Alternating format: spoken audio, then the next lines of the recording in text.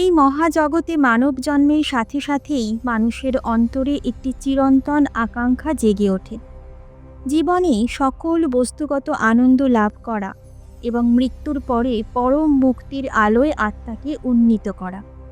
কিন্তু এ কি সত্যিই সহজ? আমরা দেখি অসংখ্য মানুষ জীবনের পথে সংগ্রাম, দুঃখ ও ব্যথার মাঝে ডুবে থাকে, আর মৃত্যুর পরেও তাদের আত্মা মুক্তির পথ স্পর্শ করতে পারে না। কিন্তু শিবপুরাণ আমাদের সামনে এক ঐশ্বরিক সত্য উন্মোচন করে। এখানে বলা হয়েছে 10টি পবিত্র উপায়, যা সঠিকভাবে অনুসরণ করলে মানুষের জীবনে প্রবেশ করে আনন্দের বর্ষণ, শান্তির পরশ এবং শেষ পর্যন্ত মোক্ষের চিরন্তন আশীর্বাদ। শিবপুরাণে আরও লেখা আছে, সম্পদ মানুষের জীবনের অপরিহার্য অংশ, কিন্তু সেই সম্পদ আরোহণ করতে হবে সত্য, ন্যায় এবং মঙ্গলের আলোতে। অর্থ কিভাবে ব্যবহৃত হবে তারও রয়েছে একটি সুষম ঐশ্বরিক বিধান, যা জীবনকে করে তোলে শুদ্ধ, কল্যাণময় এবং ধন ধর্মে সমৃদ্ধ। বন্ধুরা, ভিডিওটি মন দিয়ে শেষ পর্যন্ত দেখবেন, কারণ আজ যে সত্যগুলো শিবপুরাণ থেকে বলবো তা আপনার জীবন, মন আর ভাবনার জগৎটাই বদলে দিতে সক্ষম। শিবপুরাণ অনুযায়ী নিজের আয়ের প্রথম অংশ ব্যবহার করতে হবে সম্পদ বৃদ্ধি ও উন্নতির জন্য। দ্বিতীয় অংশ ব্যয় করতে হবে ধর্মীয় ও সৎ কাজে। আর তৃতীয় ও শেষ অংশ রাখা উচিত নিজের জীবিকা নির্বাহ ও দৈনন্দিন প্রয়োজন মেটানোর জন্য। এই 3 ভাগের সঠিক সমন্বয়ে মানুষের জীবনে আসে প্রকৃত সমৃদ্ধি ও শান্তি। 2 নম্বর উপদেশ হলো রাগ ও ক্রোধ ত্যাগ করা। শিবপুরাণে বলা হয়েছে, একজন মানুষের কখনোই রাগ করা উচিত নয়, আর এমন কোনো কথা বলা উচিত নয় যা অন্যের মধ্যে রাগ বা বিদ্বেষ সৃষ্টি করে। রাগকে মানুষের জীবনের সবচেয়ে বড় শত্রু বলা হয়, কারণ ক্রোধের মুহূর্তে মানুষ এমন অনেক কথা বলে ফেলে যা পরে গভীর অনুতাপের কারণ হয়ে দাঁড়ায়। যেমন ধনুক থেকে ছাড়া তীর আর ফিরে আসে না, ঠিক তেমনই মুখ থেকে বের হওয়া কথাও আর ফিরিয়ে নেওয়া যায় না। রাগের মুহূর্তে অসাবধানতায় বলা একটি কথাও জীবনের পথে গভীর ক্ষতি ও অনুতাপের কারণ হয়ে উঠতে পারে। রাগ মানুষের বিবেক ও বুদ্ধিকে গ্রাস করে ফেলে, আর বিবেক নষ্ট হয়ে গেলে জীবন একসময় যান্ত্রিক দায়িত্বে ভরা নির্জীব পেশার মতো হয়ে যায়, যেখানে না থাকে শান্তি, না থাকে আন্তরিক সুখ। তাই শিবপুরাণ বলছে, সত্যিকারের জ্ঞানের প্রথম পদক্ষেপ হলো মনকে শান্ত রাখা এবং রাগকে সম্পূর্ণভাবে ত্যাগ করা। তৃতীয়ত, খাবারের উপবাস।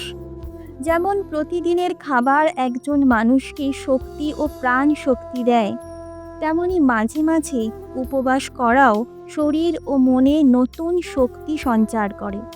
তাই বলা হয়েছে, সপ্তাহে অন্তত 1 দিন উপবাস করা উচিত। শিবপুরাণে আরও বলা হয়েছে, যদি কেউ সপ্তাহে 1 দিন উপবাস করতে না পারে, তবে অন্তত মহাশিবরাত্রিতে অবশ্যই উপবাস করা উচিত। এই উপবাস ভগবান শিবের চিরন্তন আশীর্বাদ এনে দেয়। শিবরাত্রির উপবাসের মাধ্যমে মানুষ আনন্দ, শান্তি এবং শেষ পর্যন্ত মোক্ষ, এই 3টিই অর্জন করতে পারে। এটি অত্যন্ত মহান পুণ্য হিসেবে গণ্য হয়। সৎকর্ম সব সময় সৌভাগ্য ডেকে আনে, আর উপবাসের এই বিধান একজন মানুষের জীবনে সুখ, সমৃদ্ধি এবং ইতিবাচক শক্তি বাড়িয়ে দেয়। চতুর্থত, শিবপুরাণে বলা হয়েছে, সূর্যাস্তের সেই অপূর্ব মুহূর্ত অর্থাৎ সন্ধ্যা ভগবান শিবের পবিত্র সময়। বিশ্বাস করা হয়, এই সময় মহাদেব তার তৃতীয় নয়নের দীপ্তিতে 3টি লোককে পর্যবেক্ষণ করেন, আর তার সঙ্গে উপস্থিত থাকেন নন্দী সহ অসংখ্য দেবগণ। শিবগণের এই ঐশ্বরিক উপস্থিতি সমগ্র ব্রহ্মাণ্ডে ছড়িয়ে দেয় শুভ শক্তি ও শান্তির তরঙ্গ।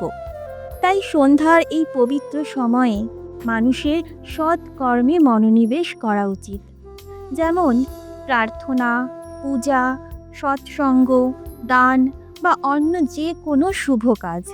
সন্ধ্যার বাতাসে থাকে জ্ঞানের উষ্ণতা এবং আধ্যাত্মিকতার শান্ত স্পর্শ। অন্যদিকে শিবপুরাণে সতর্ক করে বলা হয়েছে, এই পবিত্র সময়ে যদি কটু কথা বলে, ঝগড়া করে, যৌন সম্পর্ক স্থাপন করে, অতিরিক্ত খাবার খায় বা কোনো পাপ কার্য করে, তবে এর ফল অত্যন্ত অশুভ হয়। এতে জীবনে নানান ক্ষতি ও কঠিন পরিণতি ভোগ করতে হয়। সন্ধ্যা তাই শুধু দিন ও রাতের সন্ধিক্ষণ নয়, এটি মহাদেবের করুণাময় দৃষ্টি ও আশীর্বাদের সময়। পঞ্চম, সর্বদা সত্য কথা বলো।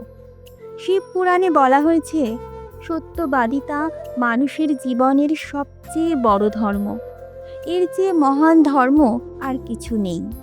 সত্যকে সাময়িকভাবে বাধা দেওয়া যেতে পারে, কিন্তু কখনো পরাজিত করা যায় না। সত্য সর্বদা শেষ পর্যন্ত জয়ী হয়। যে ব্যক্তি সত্য কথা বলে বা সত্যের পক্ষে দাঁড়ায়, তার মন সর্বদা শান্ত থাকে।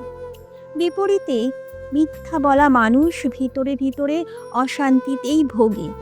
সত্যকে সমর্থন করা এমন এক মহৎ আচরণ, যার পেছনে থাকে না কোনো স্বার্থ, লোভ বা ব্যক্তিগত লাভের চিন্তা। তাই এটিকে সর্বোচ্চ অর্থবহ অর্থাৎ সর্বোচ্চ নৈতিক আচরণ বলা হয়। মনে রাখবেন, সত্যের পথই শেষ পর্যন্ত প্রকৃত উপকার ও স্থায়ী কল্যাণ এনে দেয়।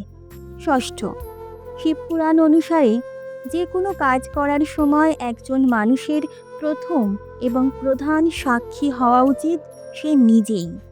নিজের ভালো মন্দ কাজের দায়ভার সব সময় নিজের কাঁধেই পড়ে। তাই কখনোই ভাবা উচিত নয়, কেউ আমাকে দেখছে না। কারণ সত্য হলো, তোমার প্রতিটি কাজ তোমার সঙ্গে সঙ্গেই থাকে, আর যে শক্তি তোমার চোখে পড়ে না, সেই তোমার সব কাজ প্রত্যক্ষ করছে। তাই মন, বাক্য এবং কর্ম, এই তিনের মাধ্যমে কখনোই ভুল বা অন্যায় করো না। শিব পুরাণে বলা হয়েছে, ফলাফলের প্রত্যাশা না করেই কাজ করা, এটি নিষ্কাম কর্ম। একজন মানুষের উচিত শুধু নিজের কাজের প্রতি মনোনিবেশ করা, ফল সম্পন্ন হওয়ার চিন্তা নয়। কারণ কাজ শুরু করার আগেই যদি তার ফলাফল নিয়ে দুশ্চিন্তা করা শুরু করো, তাহলে সেই কাজ ঠিকভাবে করা তো দূরের কথা, অনেক সময় শুরুই করা যায় না। তাই মনোযোগ দাও শুধু করণীয় কাজে, ফল আপনা আপনিই ঠিক সময়ে আসবে। সপ্তম, অপ্রয়োজনীয় ইচ্ছা ত্যাগ করা।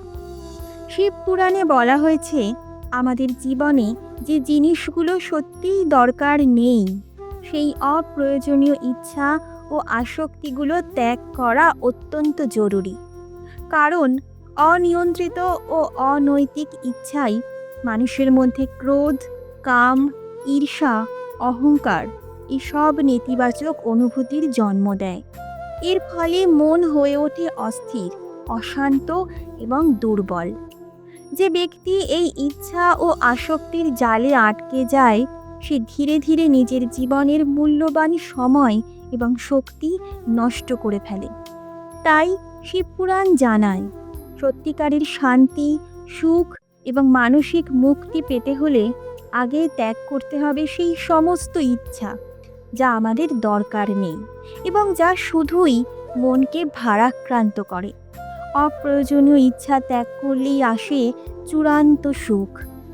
অষ্টম, আসক্তি ত্যাগ করা। শিবপুরাণে বলা হয়েছে, এই বিশাল ব্রহ্মাণ্ডে প্রতিটি মানুষই কোনো না কোনো বস্তু, মানুষ বা পরিস্থিতির সাথে আবদ্ধ থাকে।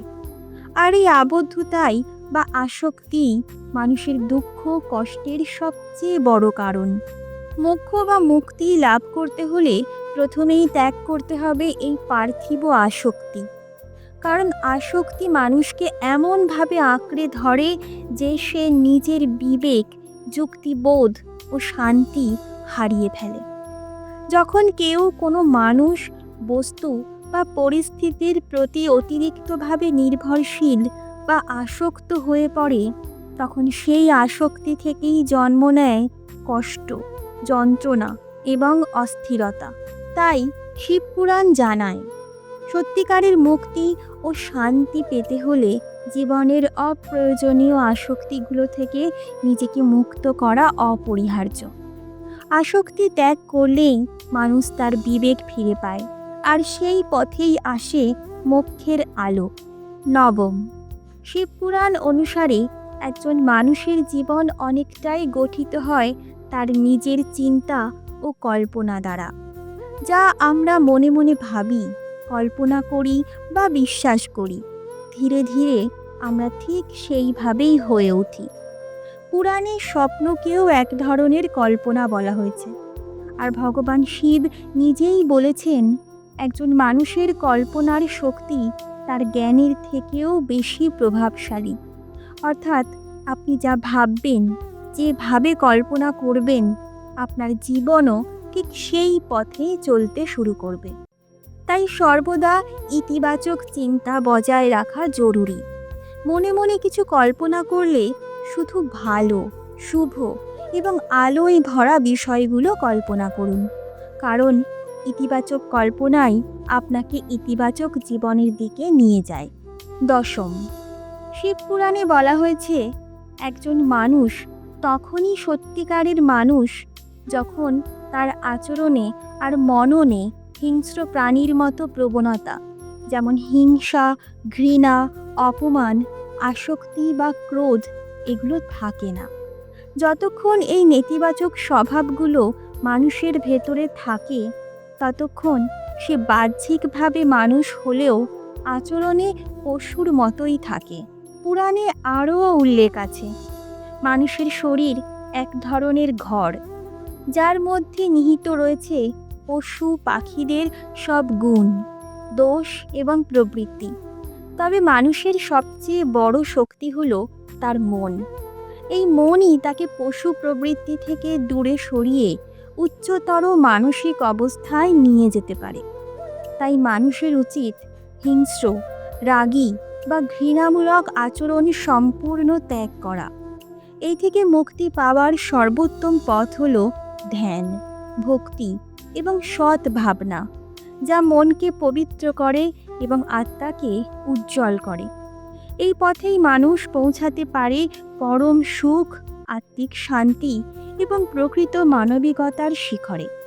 বন্ধুরা, আজকের এই পবিত্র শিক্ষাগুলো যদি আপনার হৃদয়ে সামান্য হলেও আলো ছড়িয়ে থাকে, তাহলে ভিডিওটি অবশ্যই লাইক করুন এবং আপনার বন্ধু পরিজনের সাথে শেয়ার করুন, কারণ জ্ঞান ভাগ করলে তা আরও বৃদ্ধি পায়।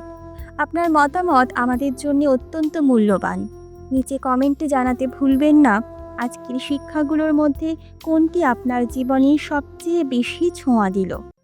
আর যদি এখনও আমাদের দেবকথা পরিবারে অংশ না হয়ে থাকেন, তাহলে অবশ্যই সাবস্ক্রাইব করে নিন এবং পাশে থাকা বেল আইকনটি অন করে রাখুন, যাতে আমাদের পরবর্তী ঐশ্বরিক গল্প ও শিক্ষাগুলো আপনি সবার আগে দেখতে পান। ভগবান শিবের অপরিসীম করুণা ও আশীর্বাদ আপনার জীবন আলোয় ভরে দিক। ওম নমঃ শিবায়।